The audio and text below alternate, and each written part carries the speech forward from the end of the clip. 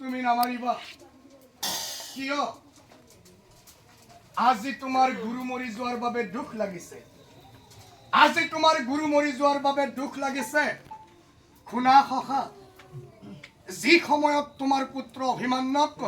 যি সময়ত তোমাৰ পুত্ৰ অভিমান্যক চক্ৰবেহুৰ মাজত খুমাই তিল তিলকৈ হত্যা কৰিছিল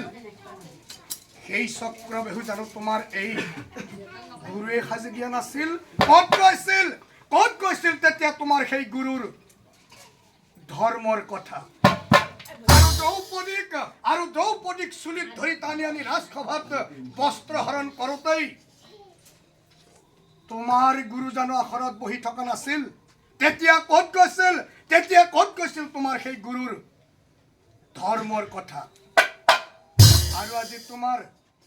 আৰু আজি তোমাৰ গুৰু মৰি যোৱাৰ বাবে দুখ লাগিছে শুনা সখা ধৃষ্টদ্যুম্নক মাৰিবলৈ তোমাক কিয় মানা কৰিলো এই ধৃষ্টদ্যুম্নই পূৰ্বৰ জন্মত কোন আছিল কিয় ধৃষ্টদ্যুম্নৰ হাতত দ্ৰোণাচাৰ্যৰ মৃত্যু হল মই কওঁ শুনা যাদৱ বংশৰ জ্যেষ্ঠ আছিল